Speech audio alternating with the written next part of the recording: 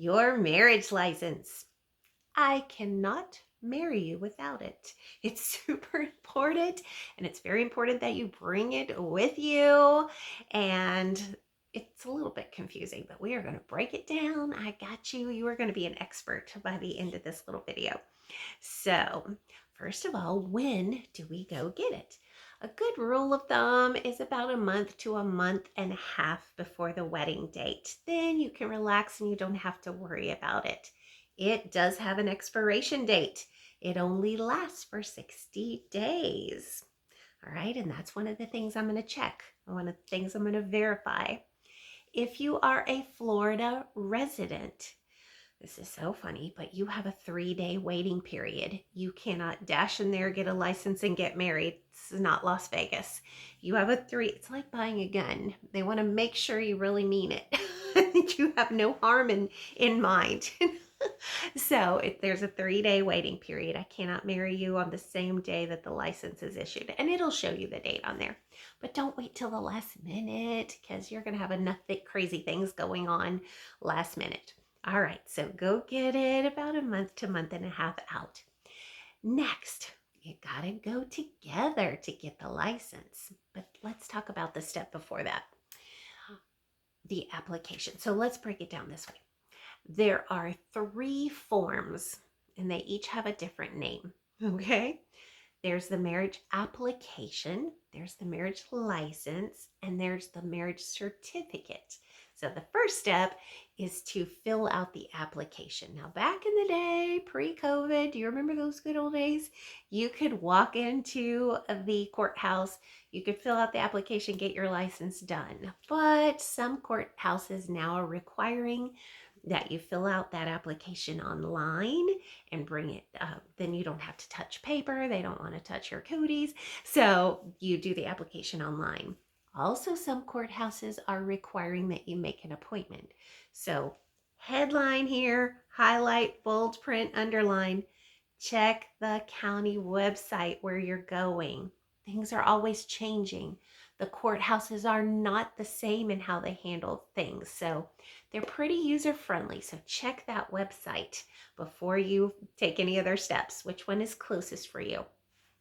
You can go to any courthouse in the state of Florida and get married in any other courthouse in the state of Florida. I can marry you anywhere in the state of Florida. So that's not always true for some other states. They want you to get your license in the same state where you're getting married. It's crazy, but not in Florida.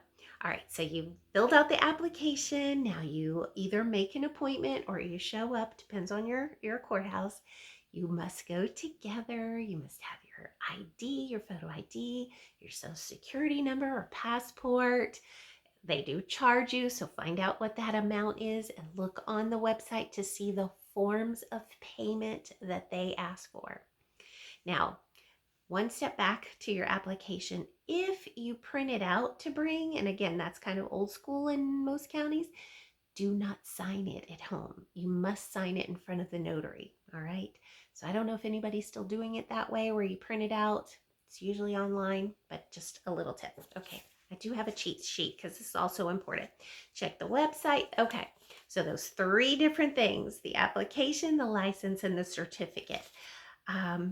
When you're filling out the application, be very careful about what address you give them, because that's the address they're going to mail your certificate to. And your certificate is the proof of marriage. So that is the form that you are going to use if you're changing your name or anything like that. So it's very important if you're planning to move, if it's not a permanent residence. So just be very wise about which address that you give to them. Take your photo ID, social security number. Oh, if you've been married before, you will need to provide a divorce date or a death date of spouse. All right, so you'll need to have those dates handy. Please demand that they give you an envelope with it. I'm just kidding about the demanding part, not kidding. Because that just makes my job a lot easier to make sure I'm getting it back to the correct courthouse. I don't want your license circling all over the state of Florida. So ask for them to provide an envelope with their address on it. Okay, So we did the application, the license, you got it in the envelope. Take a selfie. Bing. It's a big moment when you go get your license. It's exciting. So take a selfie together, send it to me, post it on Instagram. Don't take a picture with the license itself. It's got too much personal information, but the envelope is good. Now, you're going to bring that to the wedding. Super important. Can't marry you without it. And then here's what's going to happen. I am going to verify the date and your name, so you don't have to show me your photo ID. You did that at the courthouse. Then I'm going to tuck it away for safekeeping into my binder. I'm going to bring it back to the office, sign it, fill it out.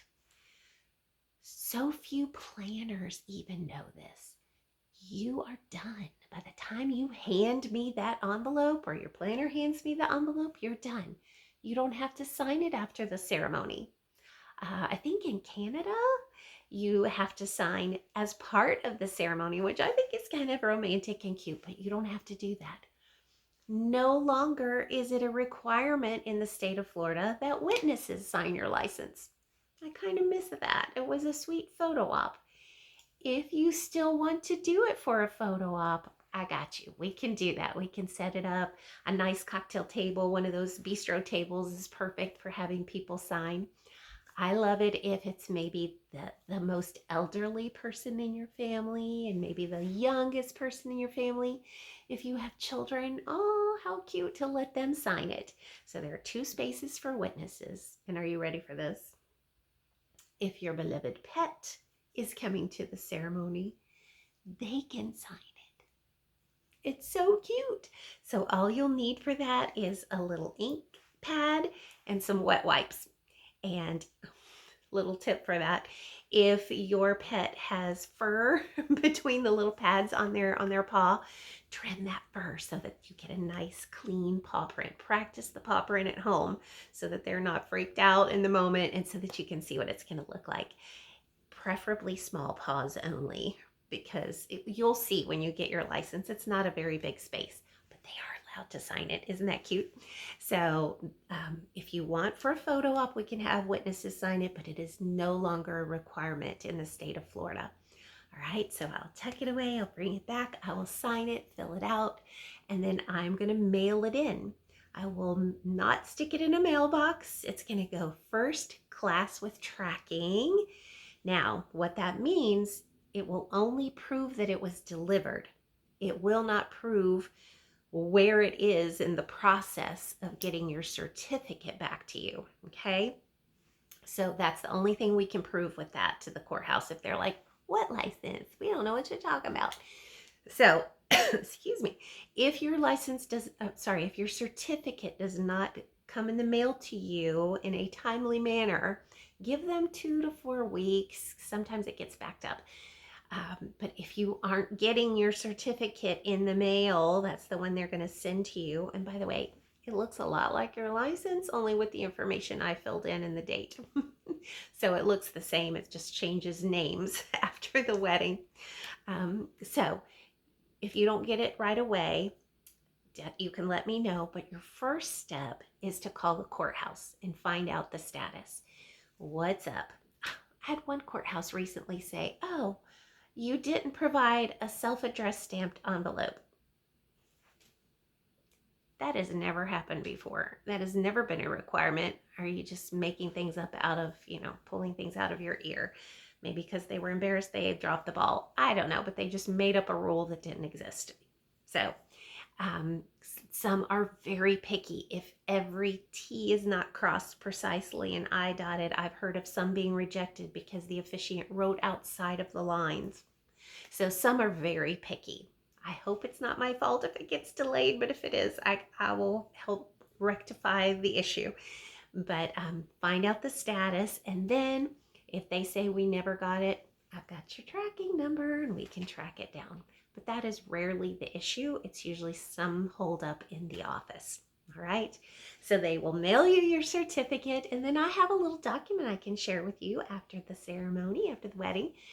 And it is just a little checklist. If you are planning to change your last name, it'll be a little checklist to make sure you've covered all the bases and some good tips for the order in which to go about that. So if If I forget to send that to you, remind me and I will send that to you happily. All right. If you have any questions, you know how to find me.